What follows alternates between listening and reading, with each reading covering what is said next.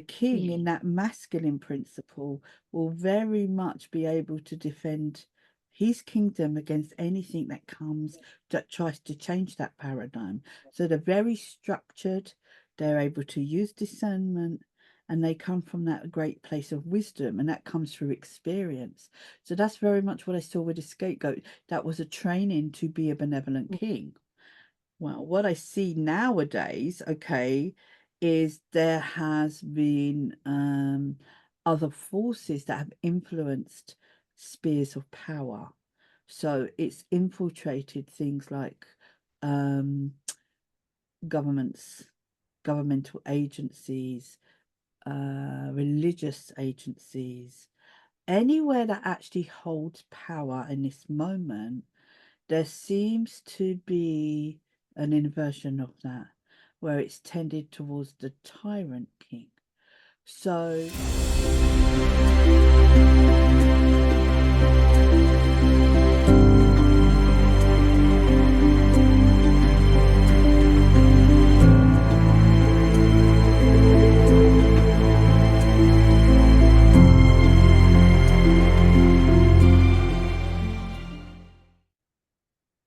hi everyone, and welcome to episode 6 of the Wounded Healer to Hero podcast. And we've got Caroline again, and today we're going to be talking about the dangers of the Tyrant King, and that is in relation to the King archetype. So I'm going to just pass you over to Caroline for her to give you a little introduction about yourself. And just before I do, just in case any of you don't know me, my name is Eileen Burns. I'm a soul empowerment coach. I'm a spiritual business strategist and a healer and therapist. And I own the Stress Coach Training and the Spiritual Marketing Club. So we have Caroline. Caroline, introduce yourself and tell us a little bit more about you and what you think about the King archetype. okay, thank you, Eileen. And it's lovely to be here. It's such a journey. 6 weeks. I've had so much joy doing this. It's been so much fun. So just to tell you a little bit about myself, my name is Caroline Tobin, as Eileen said. I'm a spiritual medium, and I am a tutor as well, to bring in a kind of as much alchemical knowledge in these times of this transition that's happening on this planet at the moment. I feel that's part of my life purpose, one of them, to bring in this kind of knowledge of really understanding how the universe works. And I also work in the same format with coaching, specifically around things about bringing up the shadow. So there's a development there with mediumship and kind of things like that, but alongside understanding who you are with the archetypes and things like that, because and working with the shadow, because that's what's going to actually bring up the natural gifts that you already have within you, because I can't teach you how to be that. It's already there, but what I can do is show you how to unlock that. So that's specifically what I do, and events and workshops to bring that about. So talking about the subject today, the Tyrant King. So when I think about the King archetype, and kind of touched on it last week, so for all those that haven't watched it, maybe go back into the scapegoat last week and see that it was the making of the Benevolent King. So if I go into the Benevolent King very, very briefly, they are the ones that have gone through the fire. They are the ones that are a service for others. They're not worried about power for themselves. They're worried, and not worried, but their main focus is leaving a legacy, leaving that name, leaving that structure of being a human being that's actually evolved into something and had an impact on other people's lives. So you'll find they have a very a structure that is very kind of horizontally based. So they're not in this pyramid of having power. They are there to serve their people, to make them be more than what they are, to help them so that everybody grows within that kingdom. It's not just the king that grows with his power. He's using the power of the divine that comes through to help support the people that are within his kingdom, so to speak, but he also is able to look at the darker forces, um, because he knows how to defend those that he loves and he's responsible for. So a bit like the the nurture will care for people, the caregiver will care for people, but they may not be able to defend so much. But the king, Yeah. in that masculine principle, will very much be able to defend his kingdom against anything that comes that tries to change that paradigm. So they're very structured, they're able to use discernment, and they come from that great place of wisdom, and that comes through experience. So that's very much what I saw with the scapegoat. That was a training to be a benevolent king. Well, what I see nowadays, okay, is there has been other forces that have influenced spheres of power. So it's infiltrated things like um, governments, governmental agencies, religious agencies, anywhere that actually holds power in this moment. There seems to be an inversion of that, where it's tended towards the Tyrant King. So we could talk about the qualities of the Tyrant King, um, in depth, because I think it's so important that those that you are listening to, that you yourself are able to discern, am I listening and giving my power away to a Tyrant King, or is it a benevolent king? And the thing about a Tyrant King, they can seem like a benevolent king because they're able to tell you what you want to hear.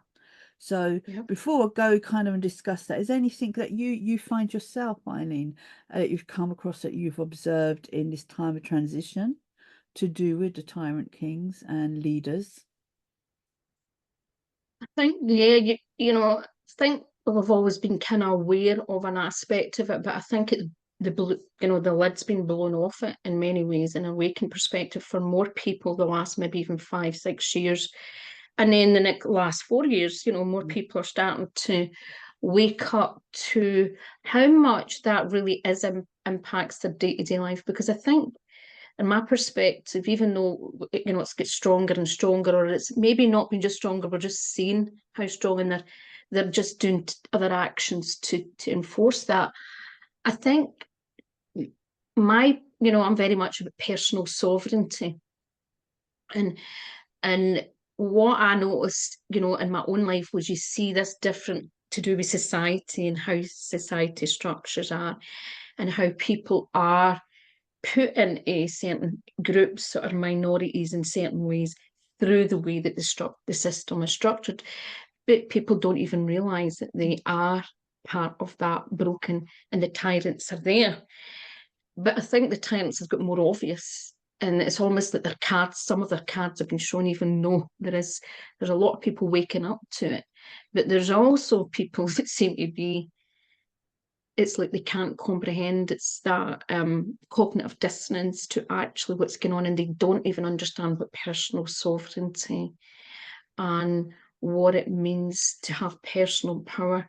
Because through time, I think these systems have took away so many things and gaslighted and distorted, and it's almost like people have got used to it on some level. And then there's the other level that those who are maybe more intuitive or maybe free spirited, or maybe strong in certain archetypes, the last 4 years could really feel that getting ramped up, and we're like, no.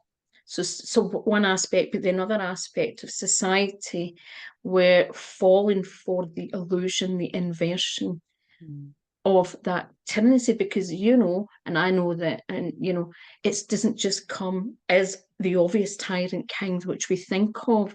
It can come, as you say, through manipulation and inversion, so that people can't even see it. They think they've been led by a great leader who has their interests at heart, but actually they only have their power, or someone else is pulling the strings, and it's all about something else. It's not about the greater good. It's not about kindness and compassion and wanting for your fellow man. The person that is leading with leading with empowerment. It is not. It's about what they can get on to make sure that Jack's okay and the rest of the population are not. You know. 100%, Eileen. Well said. There's lots of points there. And, you know, just maybe, you know, before we go and talk about those points, is just giving a perception of what a Tyrant King is, you know, because to me, a Tyrant King is somebody who's so obsessed with power. Okay, so on a level, I would look, you know, I'm talking about the archetype here. I'm not talking about the personality disorder, but you start to see it going into things like narcissism. So that's the archetype, Yeah. psychopathy, you know, sociopathy and things like that, where there is no compassion, there is no outward looking towards the other person because they're empty inside. Either they cannot feel empathy for another, or there's no consciousness there. And the only thing that they actually feel any life from is that obtaining power and taking it from another, because they've disassociated themselves from spirit. Yeah. So they're not having that regenerative energy come through them. So what they will do, they will lie to you and they will take it from you, and they will take it from your emotional loose. So that's your life force energy that you have within you. So they will stir things up. They will make things emotional. And what you said, you know, about the groups, having the different groups, they will do that. So instead of you focusing on them and what they're doing, you will focus on each other and you will project that hate on each other, or that judgment, or that pride, or you're different from me. So there's that separation of consciousness. And they do that on purpose because they're drawing, that's their food. They don't get the food like people that have empathy within them, because they get that come through them. Okay, that comes through their system every day, you know, in the form of chi, prana. But these people have disconnected from that because they actually think that they are above everything. So the Tyrant King always believes they are the top of that pyramid and their needs matter and nobody else matters. And they will also be very mindful. And it's something that I just wrote about on the blog. They will be very mindful of who is coming up behind them, who might threaten that power. Okay, and it's like, I call it the crabs in the bucket scenario, and I've seen that so many times, Eileen, where, you know, and I've done it myself. I'll help anybody because that's, you don't take another person down, you know. We are judged on our, no, we judge ourselves when we go back to the spirit world of how kind we are with our intentions, how we've helped another. We have to be strong, but and have boundaries, but it's about what you know, the how you've helped another person within their life. Okay, and these Tyrant Kings, they're watching who's coming up behind them, and they will make it as difficult as possible. And I see this, and the worst ones I see, Eileen, are the spiritual communities that do this, because what I'm seeing in this moment, and this is such a concern for me, and I would love to do lots of work around this, is to open people's awareness and their discernment, because they're looking for answers now, because they're empty inside, because everything's been turned upside down. But they're looking to gurus, they're looking to spiritual people, and there's a flooding of predators coming within those. Not to frighten anybody, I don't want to frighten anybody, but this is about developing discernment.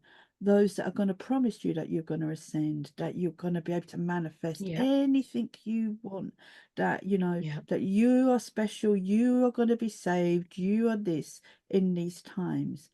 And when somebody starts telling you that, to me, there should be alarm bells, because at this moment, from my own abilities of what I'm seeing and feeling and what I've been told by spirit, the journey is for you alone. This is a test for you alone in these times of who you are.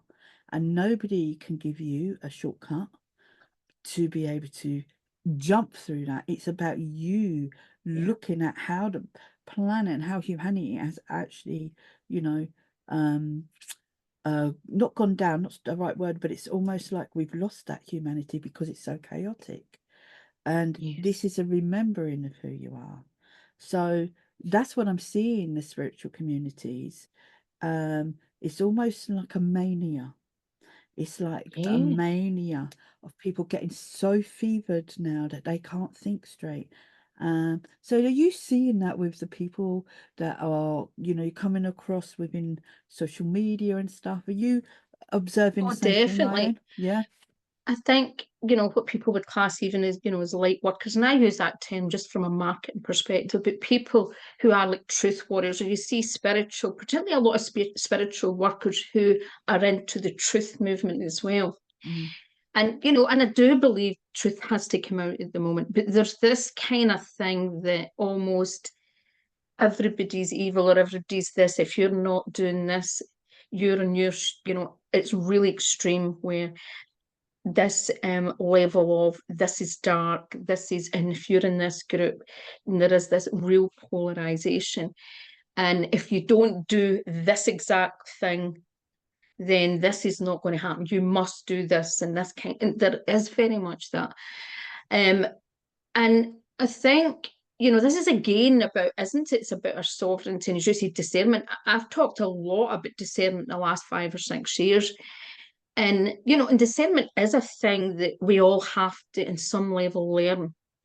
But if you don't even think about discernment, discerning yourself from anything, you have a huge problem. Yeah. And particularly, if you're a healer and you're a therapist coach and you're supporting anyone, if you don't have discernment in any area and you never question things, and you just think that none of us all know all, and none of us, we've all got a process.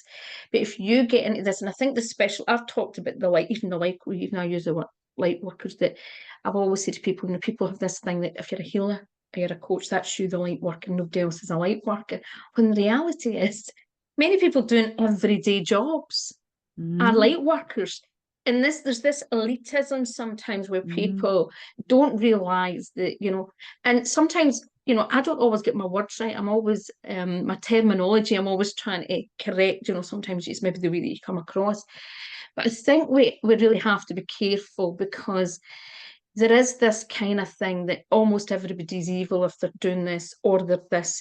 And we're getting caught up with a lot of games with, as you say, the Tyrant King, the manipulation of these people because they don't care. And they don't care who they're going to stamp on. And they want to see everyone arguing between each other. And the lightworkers community and the healing community are actually worse at it and they cannot see this judgmental aspect. And of course, there's a discernment between things that are really not right, but to constantly accuse and think things, it's got really bad, and that's not serving humanity at any point.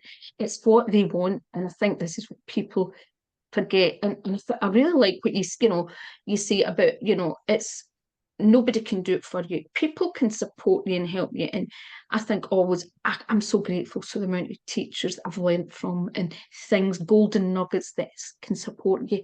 But as you say, you have to do the inner work. You have to do the work. And one of the things that we see a lot is people, almost saying, well, how can you do this? But it's because they haven't really done the work. Or they think they just, maybe it's, you do any sort of work. Well, I've been doing, I remember speaking to a woman and she says, well, I've been doing inner child work for a year, so I don't need any more inner work done. That's me. You're thinking, God, I've been doing it for 30 years. If you say that, then It's an there's ongoing work. process. That's the There kind we of go. reality. Yeah.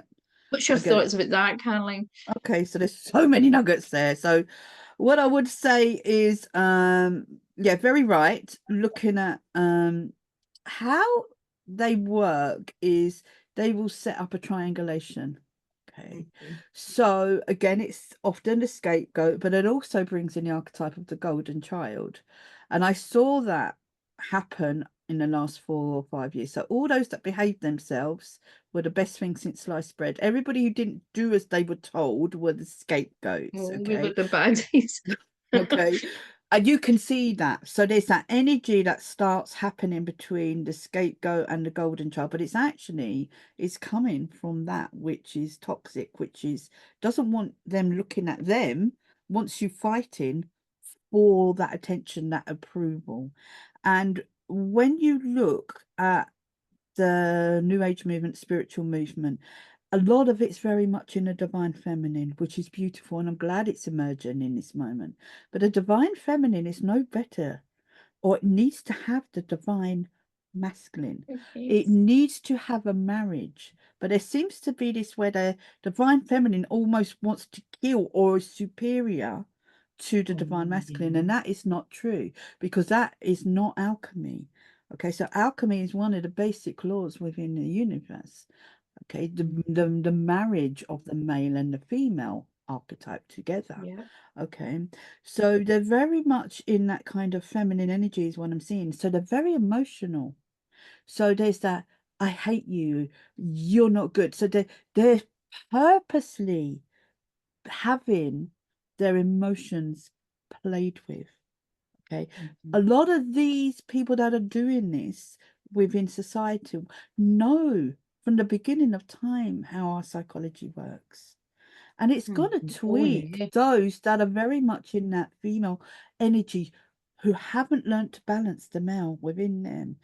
Because the male is all about discernment. It's about being able to tell the difference in that cool, rational way between the truth and lies. It goes in hand with intuition, which is the female, which will always be the same. But I've learned one thing in life. Sometimes I have mistaken my intuition for something which is a shadow, which is coming for Yeah. me that I need to heal. It's not my Mhm. intuition. It hasn't been pulled to me because it's my intuition. It's been my shadow that I have drawn that situation to me. So Mhm. within the spiritual community, I feel there's lots being drawn to people to show them how reactive they are and how they need to ground that divine feminine within them. And maybe there's a part that hates the male aspect within them, or the male aspect in the outside world. So that's where all that suppressed anger is coming out and wanting Yeah. to fight and say, you are this, you are that. But again, I go back to this is a golden opportunity. To me, it's happening to show you what needs to be healed within you. The world is mirroring very intensely, Yeah. so within, so without. What is on the outside is also within the inside that's going on. So to be in that energy of pride and pointing the fingers out and judging, okay, that is you having to look at that aspect that you probably are not looking at within yourself. Are you Mhm. scared of evil? Are Yeah. you scared of the darkness? Is there pain? Did somebody hurt you? Could you go Mhm. into that shadow and release it? Because all that anger is coming from that space.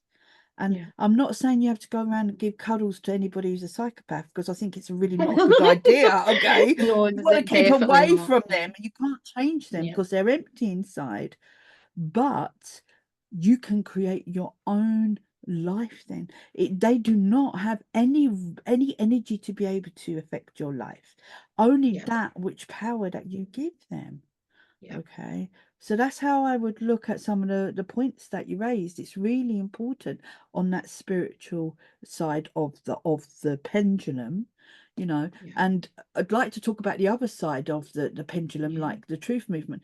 But first of all, what do you think about what I brought up there? Have you seen that as Yeah, well, I or? mean, I agreed with all of it, but do you know what made me, think about something you talked about, the divine feminine, and I've felt this, for a long time. I don't understand where this. I do feel a lot of it comes from. It goes over that polarization, and it's also demasculinated. It's part of this demasculating men, and and I talked about this already. And one of the things that we saw over the last few years, it's been mostly women that's risen up to Mhm, try and empower people, and mhm, when actually, because of society, of the structures have allowed the demasculination of men, where all the of course I believe the divine feminine and the divine masculine is important, but there is a very push for the divine feminine, and I think it's got quite distorted, where that is another aspect which people don't understand is part of the tyranny and the inversion. It's all been designed for us all to fight between each other and get the imbalance, because if we don't have that healthy masculine, we're going to let the tyrants take over. So I think this is what people, you know, and I sometimes squirm with some of the divine feminine, because I do think it is in people a kind of it's surface level, rather than, again, really understanding what it really means. You know, I know I kind of went off, but I really think that's part of what is going on, and it's that where men not being able to be the benevolent kind and lead with compassion and courage. I come from a family, you know, my father is a traditional, what maybe people would think an old-fashioned man, but my dad still had compassion, empathy, but my dad could be a good leader and a good king, and that's, you know, he protected his family. Right, so there was a balance there, where we kind of have, it's almost, if a man does that, there's something wrong. Okay. So men have their hands behind their back now. You know, you're looking for somebody to come and protect you or to be that, but the men have their confidence so smashed in this moment that they don't know who they are at all. They go from one extreme of either being effeminate, okay, so they're subservient, you know, to the females in this moment, and the females are at fault here as well, if you don't mind me saying, Eileen, because they want their men to be compassionate and their best friends and listen to them, but sometimes that's not within the psyche of the male archetype.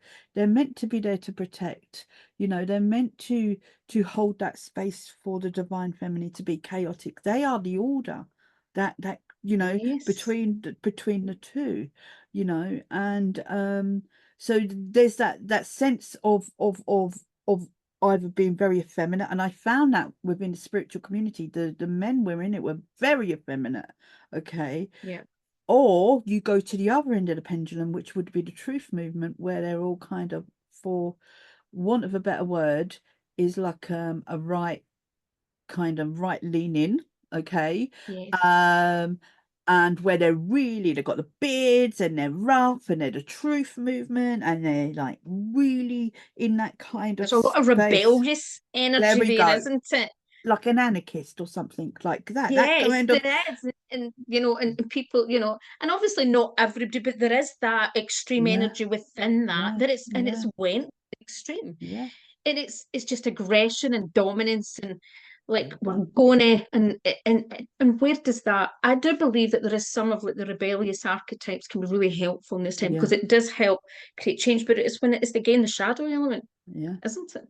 It is, Eileen, and the thing is, it creates change, but it has to be meaningful change. So, you know, I will I don't belong to any groups, okay, because I don't fit into any category. Because I seem Yeah. to, when you're authentic, you seem to say the wrong thing. You can't quite fit into that group because you just have your own voice. So I've been one of those kind of people that take bits from other, but I never quite belong in any group. But I went to a Truth and Anarchist Movement event actually this year. And it was quite an eye-opener because we was very much in that masculine energy, and I was so excited because I thought these are going to be all the kings, these are going to be all the benevolent kings, you know, and it's going to be amazing because there's a rising up of people that have been getting ready to, you know, help people move through these times. And I've got to be honest, I was so disappointed because the rhetoric was there. But what I saw, because I was a nobody and I was just a member of an audience, it's very, very telling when you're a nobody who a person is. Especially as I see in the truth movement, there is a carousel of people all going on different shows. They're the same people, or they're going to events and they're all the same people, and they've got this clickiness going on. And I really admire them because they're the ones who stood their head up in that time, Yes, and I do have respect for them. I'm just seeing this from a more of a kind of healing perspective, But what I Mhm. saw with them, even though they had put that and they had all that courage and that masculinity, um, they were very dismissive. I was, again, you know, as I've said, I'm disabled. I had a stick at that event, and I had trouble walking, and Mhm. I'm not the most slimmest of people, Eileen. And, you know, and that's to do with a disability and stuff like that. But the sheer anger because I did not fit into that gorgeous Mhm. Adonis look, that and all these young nubile females that were Yeah. surrounding them, and also um because I was disabled, you could see they had no empathy. They were so much in pride. It was all about the material, what they could get. It was all Yeah. about, you know, the adoration from all the young females. There was not being able to Mm. see another person for the soul that they were. And I thought, Yeah. these are not the benevolent kings, because the benevolent king has the power, but it also has the compassion to rise up a people. And what I saw was great fear there. And they were in a place of pride, and they were in that place, they're not letting anybody else come up. But what I saw was them themselves, they were lovely to each other. They were all pulling each other up, but the crowd, they didn't want to know. They were just, they took the money, they didn't want to know. Okay. To me, I find that very disturbing. So that's that distorted Yeah. divine masculine. Do you understand? Where you've puffed Of yourself up in course. narcissism, but they're giving these messages as well. So you've got this polar, you've got the divine feminine, which has got so emotional and so superior in that way, which are Yeah. spiritually bypassing and Yeah. in that emotional state, and they're not using discernment. And you've got the other end of the truth movement that are all trying to bring up this awareness in this moment, that were arrogant, that had no Mhm. compassion, that were judgmental to somebody who didn't fit their Yeah. psyche. Now, all of these people are trying to do well. They're trying to help, Of but course. none Yeah. of them are looking at the shadow of why they're doing that. Why do you feel that you want to be like that with another person? Because in my mind, Eileen, if we don't move past this and realize that we are all consciousness, Yeah. then it's going to get very difficult. But if you can actually go into that aspect and that wound, and that's why Yeah. the work that we do is so vital, Yeah. and take that self responsibility, then, you know, we're going to move. Because I could have allowed that experience to really just make me go small, or hurt me or whatever. But in my training, I was able to try to move outside of it and see what was happening. It wasn't Yeah. personal. But all Yes. the people that are not able to do that, would they just go home? Would they be so disillusioned that they wouldn't even try to change what's going on in this world in this moment? Or would they fall into cults? And this is something that I would like to talk about, because these Yeah. are opening all over the place at the moment, what I would class as cults, Yeah. and the damage that can be done for that. So before we talk about that, do you have any experience of coming across any of that? I don't know if you've come across any truth and movements and been more in that divine masculine, and how jarring that can be as well when it's out of balance. Well, I see it in a lot of degrees. I mean, I'm in a lot of groups on Telegram, and I just, for out of curiosity, just, it's interesting to see what's going on in different perspective. And some of all these things and some of the alternative channels are really good for getting information and seeing things. But I'm like you, Caroline. I've always even been the same in the spiritual communities. I've never ever felt as if I quite fitted in. And I remember, interestingly, a healer said to me, somebody that I know sometimes gives me body work, said to me, Eileen, you keep yourself to yourself, as if, and there was something said as if, maybe you're a wee bit aloof. And I thought, but I don't feel as if I don't completely maybe agree with that. And I don't completely, so, and interesting, even when I followed, like there were some teachers I would be following, but I would never follow them completely for very long. I would interested in some of the things to say, but you know, and I know this might even sound a bit arrogant, and it's not meant to be arrogant. There was never really somebody that I felt everything that they said was truth, because we're all human and there's different aspects, and I think the different elements of resonance. But in relation to I definitely agree with the warrior, kind of truth warrior community, and you can see it from from an objective and a compassionate perspective. I can see this, that a lot of these people feel, some of them, there's injustice that's already happened to them, and that's what's driving them. It's not just what's going on now. So I noticed this, a lot of ex-army guys seem to be, now I'm like you, think I'm so grateful for a lot of these people we've needed so many people to stand up and do things and say things, because it's part of being the awakening process. But as you say, I've tried to say this to a few therapist friends, you know, and say, you know, but they're missing the point. But they're missing the point of what we're trying to do, because even though we want to create change, you're not going to ever create that change with that level of anger, hostility, and rage, because that's where it's coming from. Or, as you said, not compassion and not looking. And these people, some of them do see themselves as the leaders, but again, they are another version of that tyrant king that you're talking about. They may mean well, but it's like everything, we all can mean well, but we all have shadow things in our archetypes that, with lack of awareness, and it's until the light is shined on it and we can start seeing it, that we can start healing it. It's a process. And I do believe humanity, and as light workers, if you don't do the inner work, you can become that tyrant king. 100%. And even, you know, people think the female leaders can be the tyrant king as well. And you see this a lot sometimes in a lot of the spiritual leaders that are coaches. And there is again an inversion there. They kind of miss the point. So we're all capable of it. But, you know, we've talked about the tyrancy aspect. I think it would be really good for the audience to understand what, you know, go back to that, you know, before we end, Caroline, really maybe just cover and get people to see what, you know, really think about what the benevolent king can do and represents, because that's what gives us hope. And the more that we all aspire to that, you know, the more that kindness, that compassion, that empowerment, that's where we create the change.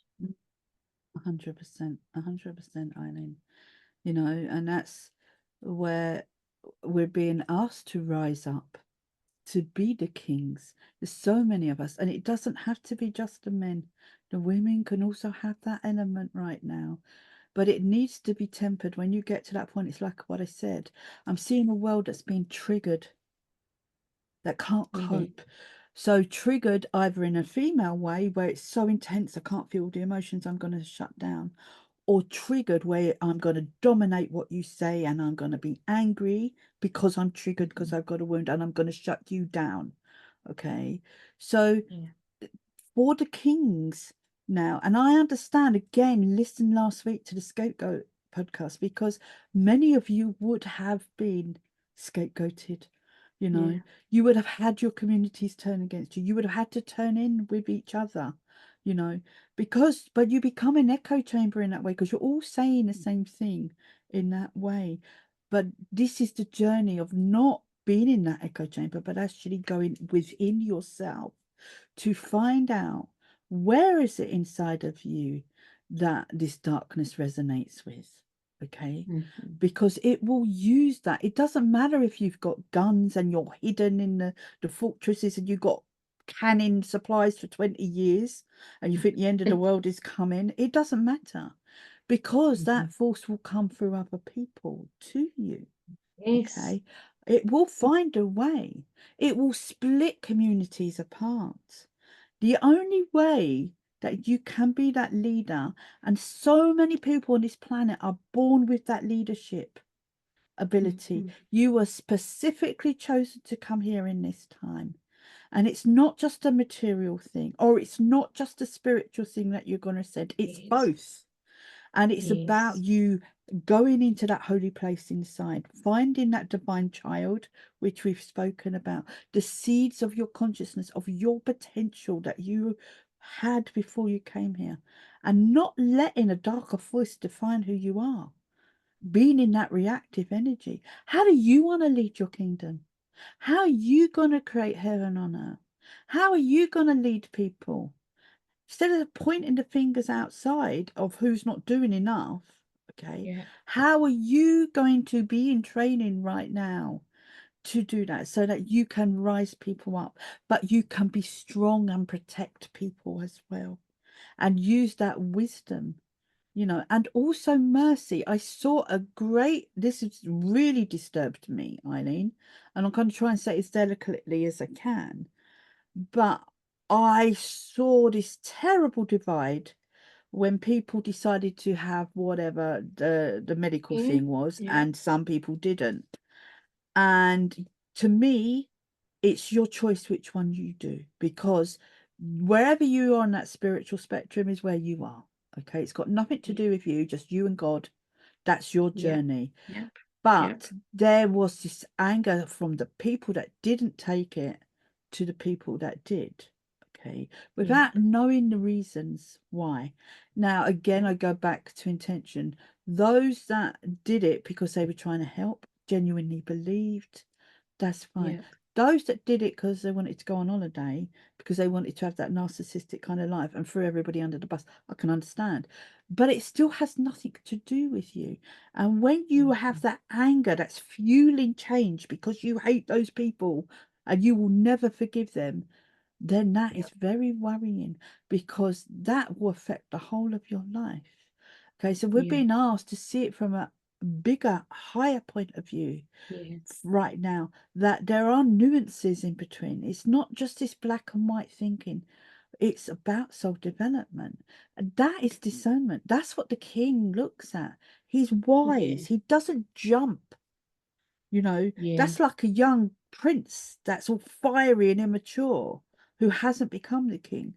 But the king actually can weigh all these things and look how it affects people. But they can also have a big heart and be compassionate so that Yeah. everybody thrives within their kingdom. That to me is so important for all the kings out there. And they might go through and hear this Mm. right now, but you're hurting yourself as well. That pain, that pain that's fueling your anger, is it coming from a place of fear really underneath? And the anger feels better to Yeah. have. And these are the questions we've got to be looking at ourselves at the moment. And that's why it's so polarized. But all of us can stop this. All of us. I think the thing too is the soul, everyone's soul decides different things, isn't it? And we're all in a growing path. Mm. And we all have different things that we're telling, Caroline, isn't it? And I Mm. think we've got to remember it's that trying to remember to be humble, isn't it? Which is not always easy, Mm. isn't it? And that's part of the growth process, isn't it? Mm. But when you're humble, that comes naturally. And that comes from a place of being of service, because you then become authentic. You're not trying to be anything, but the spirit comes through you. So you become humble because you get joy out of helping another, Yeah. without burning yourself out and that it's all about the other. But when it becomes symbiotic like that from that king space, the joy that comes from that, because you're Yeah. not attached to power. You understand that it's Yeah. divine power that comes through and it's part of your soul purpose. Yeah. Yeah. And you're here to make the world a better place. So the joy that comes out of that is its own reward, and the humility that comes. So power does corrupt if you do not work with that which is shadow inside, because it will make you feel more important or better or stronger than actually what's inside that's telling you that you're not good enough. I know. And I think there's a lot, this is a time for a lot of compassion, self-compassion and self-forgiveness, because I see so many people with so many problems, their family's been destroyed over different opinions, and people been, isolated and losing. And I think some of the truth community, that's fueling, and it's that they don't realize it's actually their pain and wounding over that. And it's not just about any injustice the pain, and it's like wars keep going. When, and you know, I know that there's a bigger play we want wars. There's obviously usually somebody else playing the game, but the people then start getting caught up in this. Well, you done that and this kind of thing, where the king rises above that and can see things from a wider perspective. So it is a really useful archetype. So, Caroline, is there anything else you would like to ask, add before we end? A really important point. I'm so glad because it just come into my mind as you asked this. I remember when all this kicked off, and I was remembering thinking, oh my God, this is it. This is what everybody's life's going to be like this forever, right in the middle of that period. And as soon as it lifted, that period, we had a period where they just said, right, everything's fine, you can move about. I remember going to Wales and I went to the coast. North Wales is beautiful. It's very raw, it's very rural, and it was winter. I think it was February, and all the sea was coming up against all these rocks. I was looking at a cove, and it was like so majestic. It was so powerful. It was a freezing day. My hair was all over the place, but to be out in nature was so phenomenal in that moment. And I remember having this, I don't know if you've ever had this sense of awe when it's a spiritual moment, when something just happens in nature and everything just went still. And I could hear a voice in my head saying, but this is nature. Look how powerful it is. Nothing can stop this. No force in the world. And from that moment, I thought, what am I doing? Because before that, I had been on the internet every day for 10 hours sometimes, late into the night, researching this stuff, listening to what was coming up. And it's crazy making, because that's all you do. You stay online, you disconnect from everybody, and you're in this altered state, which is not good for you. But as I was in nature in that moment, and I felt the majesty of the divine in that moment, and I just felt, I don't care what they're all doing. I live my own life, and I am going to live my life, because no outcome is 100%. So from that moment, I stopped going online. I stopped researching. Yep. I started being so grateful for my day and for the people that I met and for everything that happened. And do you know what? Everything changed within my reality. No matter what was happening outside and what psychopath was on the loose, my life became blessed again. So what is really important is you are the driver of your awareness. It's your consciousness now on this planet that's creating what's going to happen. So live your life. Try not to be online. Be in nature. Connect with other people. Look at the shadow as much as you can. And if you find you've tipped on either side, realize, and there's a kind of a mania, realize that you're being played. Okay, that you are being played, and it's here in this moment that you go into, bringing the two aspects together and coming from that higher place. Okay, and then you will be in that discernment, but also you will be in compassion. And I tell you what, Eileen, that's not what they want for you. If you get into that strong place of being able to be discerning and wise with compassion and intuition, oh my God, game over. And this is so important, because I completely agree. And that's why both of our work is in these directions, because we recognize why intuition, discernment, and your power, when you're that connection and that feeling, being able to feel that God power through you, you know that these things can't touch you, and that you think that we can create a different reality. And we all can do it, but they have us believing that, that it's their reality, because that's what they want us to choose. So thank you so much, Caroline. And Caroline will be back in the autumn, and we're going to be talking more about some of the subjects we've just been talking about, their intuition, our empathic abilities, and discernment. These things are really, really important, that the more that we can own, and the more that we can feel more confident in, because it's like everything. It's like the more that you use these these aspects of ourselves. It's like if you don't use them, it's like any muscle. If you don't use it, but the more you use it, you get stronger, you get confident, and you trust. And that's what it's all about. So thank you so much, everyone. Thank you, Caroline. I feel so blessed that Caroline has joined me for this series. It's been, I just feel, you know, I've just really enjoyed it. It's been heartwarming. And for anyone who's took the time to watch your videos, comment, share, thank you so much. Would even love to hear if there's topics you would like to hear us talk about. So please share this in the comments. So Caroline, where can the audience find more about you and your courses? Okay. So again, you can find me at www.divinitywithin.co.uk. And you can also find me on Instagram at divinitywithin7. And if you want to send me an email, it's inquiries@divinitywithin.co.uk. And you can find more about me at eileenburns.co.uk and this YouTube video. I've got lots of links on eileenburns.co.uk to all my different things. Lots of free resources, just like Caroline has as well. So thank you, everyone, and I look forward to seeing you in the next series and in the series with Caroline soon. Okay, bye-bye, everyone.